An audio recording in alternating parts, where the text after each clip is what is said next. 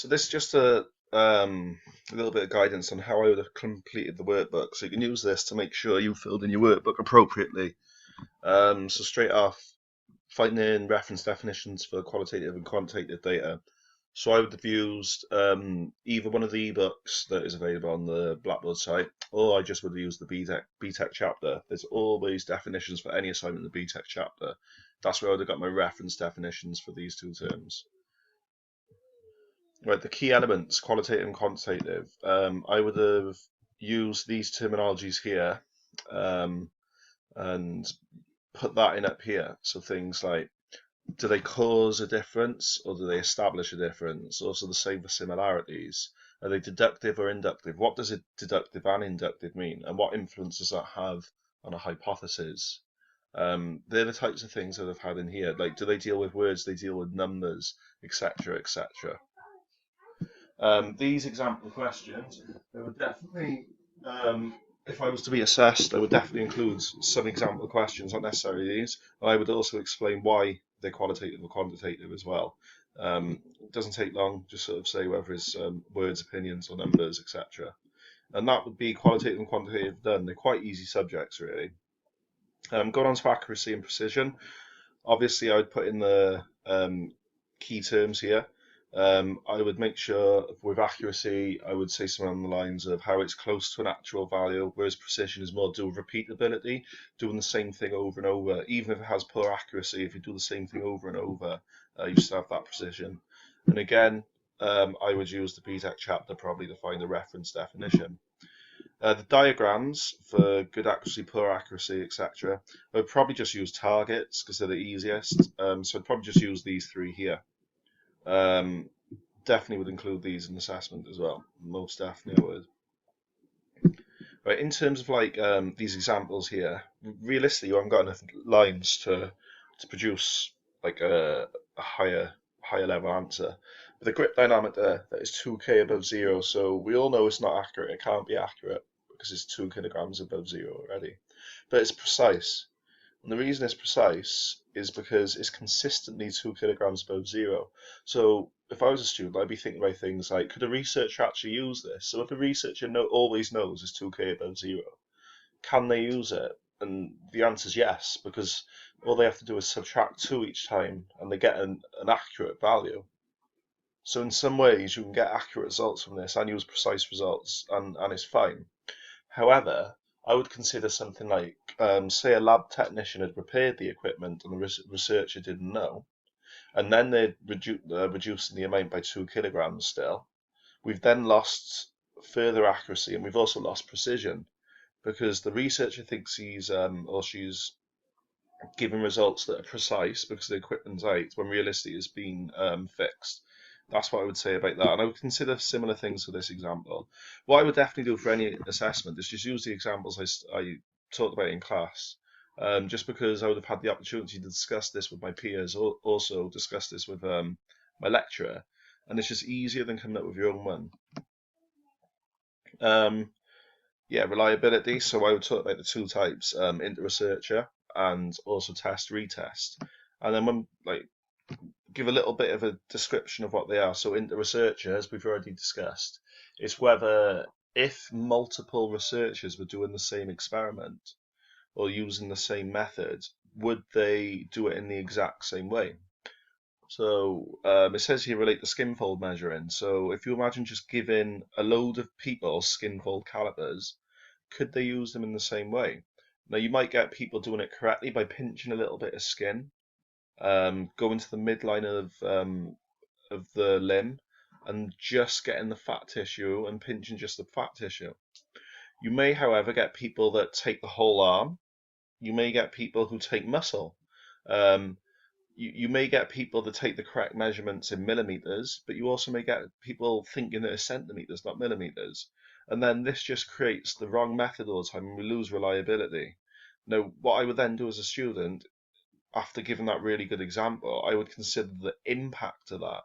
So what would be the impact on results? So for example, if you're doing a study of maybe the UK versus Australia, and you just assume the other researcher is doing the research properly, you've lost massive amounts of reliability there because they're doing it from a completely different method. And you just got to talk about the impact of that. If you want higher level answers, you've really got to go in depth and really talk about impact and give a great example for that. What I'd also talk about though is how we could then recover um, into researcher reliability. So sort of about like having a really robust protocol, maybe training up researchers, maybe getting like a really experienced researcher to observe them while they're doing that. Stuff like that's what I would do. And test retest is all about doing a test and then doing it again, say in a couple of weeks time or a month's time, whenever. So it says relate to like heart rate recording. So what we did in class, we completely relaxed, like try to really fully relax, and we took resting heart rate because you can only really take your resting heart rate when you're fully relaxed. What we then did was a bit of a treasure hunt. The idea of that was to get you all up, change the conditions of the test. Some of you were running around, some of you were walking. The idea was that your resting heart rate would be messed up because you would just be motoring around, and that proved the case. Most people had their heart rate higher. That's what test retest is all about. It's about keeping your method exactly the same, keeping your conditions the same. So for example, if we were testing the effect of running on resting heart rate, you need to keep everything the same to see if running has actually reduced your resting heart rate. If you didn't keep everything the same and you were walking around or running around before taking your resting heart rate the second time, you've lost all reliability in your study because you've changed your conditions. And so then again, if you want to go for an even higher level answer, you've got to start talking about the impact and how that affect the research, but also again, how could you fix that? How could you make sure everything was the same? And that's how I would approach reliability. Next up, measurement errors. We've got the 4 measurement errors, which we've already talked about. I would relate this to the wall ball, just because we did it in class again. So how did each of these affect the wall ball experiments? How did the subject? So I wouldn't just list. What I would do here is use words like because and therefore, because it's going to help me expand my answer. So how did the subject fully affect this? So were they not motivated? And if they're not motivated, why does that help? So if you've got a fully motivated subject and someone who doesn't care, how is that going to impact your results? Why will it impact your results that way? I'm really going to depth for each one of these. Okay, validity. So we've got the 5 main areas of validity, which is internal, external, face, predictive, and construct. I would give not necessarily a ref def of each of them, but a personal definition, maybe a ref def. I mean, it does make it easier for you. But what I would do for each of these then, I would give an example for all 5. So using things like internal validity, external validity, where we use the wall squat, and we also use the sit and reach. So things like internal validity, is the test valid to everyone? So when we were down in the spin room, when we were doing the wall squat, not everyone was up against the same surface wall. Not everyone had the same shoes on, or not everyone had kit on. Some people had skinny jeans on, etc., etc. So why does that lose internal validity? Really expand on that. Like I said, use words like because, therefore, etc., etc. With external validity, does it relate to the outside world? Now, what we mean by that is where we talked about things like the rugby players. So the wall squat could relate to like people in a scrum because they need good muscular endurance in a scrum, and they also need that static muscle contraction there because they're not really moving. However, would it work necessarily for a marathon runner? So a marathon runner is going to use their quads, which the muscles targeted. However, a marathon runner doesn't hold the position. A marathon runner is consistently moving. So is it a good test for a marathon runner? So you need to really push and talk about that. Also, the sit and reach test, really good test of flexibility of the hamstrings. Would that necessarily work for a discus thrower who needs good flexibility of the upper body? And then I would do the same for face, predictive, and construct as well. So things like the validity problems, you've got issues like maturation, the Hawthorne effect, participants, etc., etc. So what I would do is talk about those 5 things there, and I would grab each of these examples here. So things like a football coach decides to conduct the multi-stage fitness test, which you all know as the bleep test, with his male team, but the girls are watching.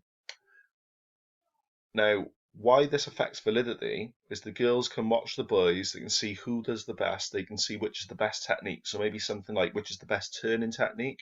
They also get an idea of how quick the bleeps are. So if this is the first time both groups have ever done this test before, the boys are literally going into the unknown. And it's a bit harder when you're going into the unknown because you're testing things out. And like if you've gone for a run or something and you haven't pushed yourself that hard before, you're not sure what you're capable of. So you sort of almost hold something back, don't achieve what you can. Whereas the girls are able to see that through observation. Also, if they're really competitive, and say the winning boy gets like level 12, most of those girls are going to be thinking, right, we need to get to at least level 12, and they've got a target in mind already, which completely skews the validity, and you really need to talk about the impact of that. So 3 years studying the effect of circuit training on muscle mass in 18-year-old males. So what you've got to think about this is the aging effect is massively going to affect this because they're going to start this, say at the age of 15. Naturally, from the age of 15 to 18, and think about this yourselves and how you've developed, your muscle mass is naturally going to increase anyway, just because the natural hormones in your body because of puberty and things like that. So automatically we've lost validity just because you're getting bigger anyway. Excuse me. Also, over that 3 year study, other things going to happen. So, for example, maybe when you're 15, you're not taking any supplements. But maybe when you come to college and you start learning about nutrition and things like that, you start taking supplements or you start improving your diet and maybe you're having a bit more protein, you're eating better fats, etc., etc. Maybe that's having an impact and it's not the circuit training. So really consider aspects such as that. So the validity problems of using the Cooper run to measure a squash player's aerobic capacity. So what you got to think about that is a squash player plays in like a small room and they're consistently changing direction backwards and forwards, backwards and forwards. This is not the best way to test a squash player's aerobic capacity because with the Cooper run, you generally run like around a hockey pitch or around an athletics track and you're not changing direction quickly at all. And it's not replicating what you actually do in a squash game. So therefore, it's not effective. More effective would be the multi-stage fitness test because you can consistently have to change direction, and that would replicate the squash player a lot more. But obviously, like I said before, go much more in depth in your answer for that. What might be the validity issues with asking players to complete a stress in sport questionnaire during one of their Tuesday theory lectures? Well, first of all, Friday seems ages away, so you're normally a bit bored, you're demotivated. Also, you're not stressed in terms of sport. Um, you're not in that environment. You're in a classroom environment, so you're not feeling the stress. I mean, if you give people these sporting questionnaires just before they're doing a massive match, maybe a final, they're going to feel really stressed. So you're going to get actual valid results. But in a classroom, if you're bored, all you're thinking about is how you love sport and how it doesn't stress you out. So it's not valid because it's the wrong environment. Things like that. So yeah, that just sort of gives you an idea of the things you could consider. Hopefully that helps you in terms of how you should have completed this workbook and your notes in terms of leading up to assignment 1.